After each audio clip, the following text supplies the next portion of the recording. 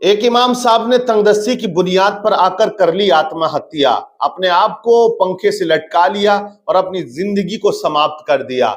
इमाम साहब की तनख्वाह 5,000 रुपए थी, जिसकी बुनियाद पर घर के जो अखराजात थे वो चला नहीं पा रहे थे, कर्जा हो गया था और इसी बुनियाद पर जो है उन्होंने अपनी जिंदगी को समाप्त कर दिया। काम बिल्कुल गलत किया है। कोई भी आत्महत्या करने का समर्थन नहीं करता है, शरीयत इजाजत नहीं देती है, बल्कि अल्लाह की एक नेमत को झुटलाना और ठोकर लगाना हुआ। आत्महत्या करने का मतलब है अल्लाह ने जो जिंदगी दी है, एक नेमत दी है, इसको झुटलाना है, इसे ठोकर लगाना है। इसलिए अल्लाह के नबी ने मना फरमाया। लेकिन अब जो हालात बने, सिचुएशन बनी इमाम साहब की, वो कैसे बनी है आप जरा अपने गिरेबान में झांक कर देखिएगा।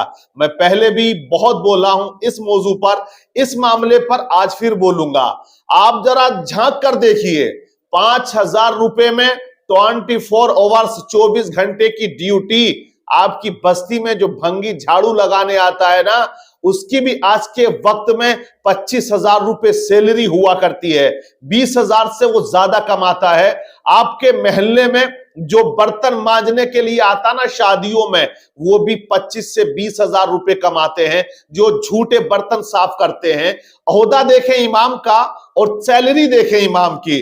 ओहदा यह है कि वारिस अंबिया है, नबी पाक सल्लल्लाहु ताला अलैहि वसल्लम के नाइब हैं। इमाम का ओहदा ऊंचा है, बड़ा मर्तबा है इस्लाम के अंदर। लेकिन कौम और समाज ने आज किस तरह से उनको जलील खार कर रखा है, ये किसी से छुपी हुई बात नहीं है।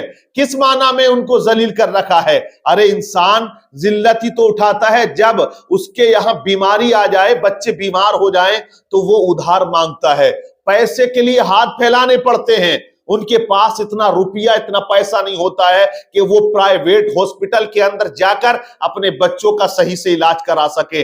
आज मौलवी लोगों की, इमाम लोगों की हालत यही है कि अगर उनके बच्चे अच्छे स्कूल में पढ़ने चले जाएं तो वो फीस नहीं भर पाएंगे। ये हालात बने हुए हैं। आप सर्वे कर लें, हर एक महकमे के अंदर, किसी भी महकमे में, चाहे वो मजदूर आदमी मसाला बना के देने वाला हो, ईंट उठा के देने वाला हो, मिनिमम 15,000 रुपए कमाता है। 500 रुपए से कम मजदूरी किसी भी महकमे में नहीं है आज के इस वक्त में। अगर हो तो आप बता सकते हो, किसी भी महकमे में नहीं है। हर जगह 400-500 रुपए पर डे उनको मिलता है। शाम को घर जाता है, बीवी बच्चों में चैन सुकून से सोता है। लेकिन इमामत का जो ओहदा है उस पर इतनी पाबंदी होती है। अगर शादी आ जाए कहीं घर में या रिश्तेदारी में तो दुनिया खाने में मशगूल होती है और इमाम टेंशन में मशगूल होता है कि वक्त पर नमाज पढ़ानी है, वक्त पे खाना मिल जाए, वक्त पे मैं चला जाऊं। यानी कि वो अपनी शादी में इंजॉय नहीं कर सकता है। इंजॉय का मतलब यह है फ्री माइंड नहीं रह सकता है, उसे फिक्र होती है। वो सर्दियों के मौसम में अकेला हुजरे में अपनी जिंदगी को गुजारता है, जबकि दुनिया अपने घरों में जाके अपने बीवी बच्चों के पास बिस्तर में सोते हैं, रजाइयों में चैन और सुकून के साथ परिवार के अंदर सोते हैं। और वो पूरे हल्के में, पूरे एक रूम के अंदर। ऐसी जगहें भी हैं जहां बस्ती नहीं है, बस्ती हट गई, हुजरा बिल्कुल जंगल में है, वो लेटे हुए इमाम साहब। तो यार क्या तनख्वाह आप कब बढ़ाओगे? बहुत कम ऐसी जगहें जहां पर 15,000 सैलरी है, इल्ला माशाअल्लाह जिले में 2-4 अगर हुई तो हुई।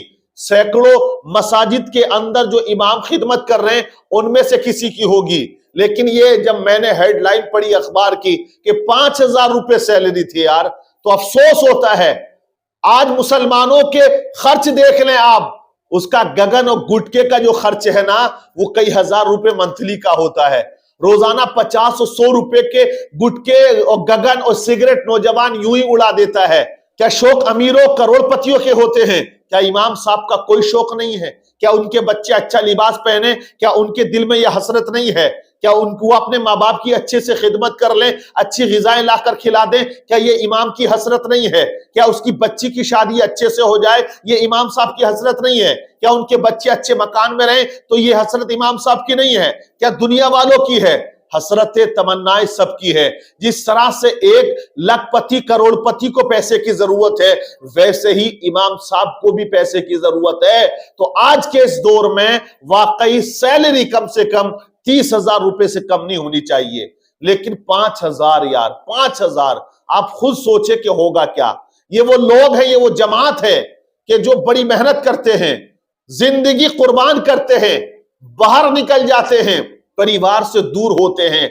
मदरसे में पढ़ने वाला बच्चा अगर अपने फ्यूचर के बारे में सोच लेना कि कितनी सैलरी मिलेगी मुझे, तो मुझे नहीं लगता है कि बच्चा फिर मदरसे में पढ़ने के लिए तैयार हो जाए। लेकिन ये अलग बात है कि वो अपनी आखिरत पर ध्यान देते हैं, उनका ध्यान कब्र पे होता है, उनकी फिक्र आखिरत की फिक्र है, वो दुनिया के बारे में सोचते नहीं है। लेकिन अब कौम को और समाज को तो सोचना चाहिए। अल्लाह के बंदो, कम से कम 500 रुपए रोजाना तो पर डे एक इमाम की सैलरी हो जानी चाहिए, जो 24 घंटे तुम्हारे यहां पड़े रहते हैं, तुम्हारे गांव में रहते हैं, तुम्हारी बस्ती में रहते हैं, रातों दिन दुआएं किया करते हैं। तुम्हारे यहां कोई मर जाए तो मगफिरत की दुआएं करते हैं। लेकिन उसके बावजूद यार सितम देखे। एक जनाब मैंने देखे, इमाम साहब वो बता रहे थे कि 1,000 रुपए बढ़ाए तनख्वाह, एक साल के अंदर 7,000 थी 8,000 कर दिए। तो एक कुराफाती ने आके 500 कम करा दिए। उसके दिल में इतना जलन हुआ कि वो जगह जगह चौराहों पे कुराफात करने लगा। क्या होगा इन लोगों का जो इमामों की बुराई करते हैं, क्या होगा इन लोगों का जो इमामों के पीछे पड़े रहते हैं, नमाज पढ़ते नहीं और पीन के पीछे पड़े रहते हैं। तो बड़ा अफसोस हुआ ये सुनकर। एक दिल की बात और बता दूं अंदर की मैं आपको, एक साहब को मैंने ऐसा भी देखा है जो चंदा करने के लिए निकले, उनके हाथ में रसीद थी, लेकिन लाइफ में पहली बार वो कट्टा लेके निकले। अब उन्होंने आके मुझसे कहा था कि कुछ ताउन करा दीजिएगा। जिंदगी में पहली मर्तबा निकला हूं और बहुत ज्यादा मजबूरी के तहत निकला हूं, किसी से मांग नहीं सकता, इसलिए मदरसे से ये 50% पर मैंने ली है। इनकी हालात क्या है भाई, बात क्या है आप बताएं। तो उन्होंने बताया कि बीवी के इलाज के लिए मेरी जेब में पैसा तक नहीं है, जो तनख्वाह थी वो मैं खर्च करता रहा, बीवी बच्चों पे, घर के काफी खर्च होते हैं। लेकिन वक्त ऐसा हुआ कि इमामत हट गई, आज मेरी बीवी बीमार है, इलाज के लिए पैसा नहीं है, वो दर्द से तड़प रही है, वो दर्द से कर्रा रही है। तो आप अंदाजा लगाइए उस इंसान का दुख कितना बड़ा होगा। क्या वो कौम के लिए दुआएं करेगा, उन लोगों के लिए दुआएं करेगा? लेकिन करता है यार, ऐसे हालात में भी करता है। इमाम करता है, आलिम लोग करते हैं, मौलवी लोग करते हैं, ऐसा नहीं है नहीं करते हैं। वो किसी तरह भी जिंदगी गुजारे, लेकिन कौम के लिए तो दुआएं वो हमेशा से करते हैं। जब भी हाथ उठाते हैं ना तो वो बस्ती को, लोगों को फरामोश नहीं करते हैं। तो मैंने उनके उस दर्द को देखा तो मुझे बड़ा दुख हुआ यार कि क्या हालात बने हुए हैं। तो उनको ताउन की जरूरत पड़ी तो शर्म भी लग रही थी, लेकिन पहली दफा वो बशक्ल मजबूरी निकले। कौम के आगे हाथ फैलाएं तो लोग मजाक बनाते हैं कि देखें कि कितना ज्यादा गिरा हुआ इंसान है कि बीवी के इलाज के लिए पैसा नहीं है। तो ऐसे बहुत से लोग हैं आज हमारी जमात में, ऐसे हमारे बहुत से उलमा हैं जो बेरोजगार हैं, जो बैठे हुए हैं, कहीं जगह मिल जाए इंतजार कर रहे हैं। लेकिन इस तरह जब इंसान मजबूर हो जाता है, आप समझ सकते हैं कि एक 20 साल का नौजवान, उसके आगे क्या कंडीशन आई होगी, कितनी मजबूरी होगी उसके आगे, तब जाके उस पढ़े लिखे इंसान ने एक अच्छे ओहदे पे फाइज रहकर आत्महत्या कर ली है।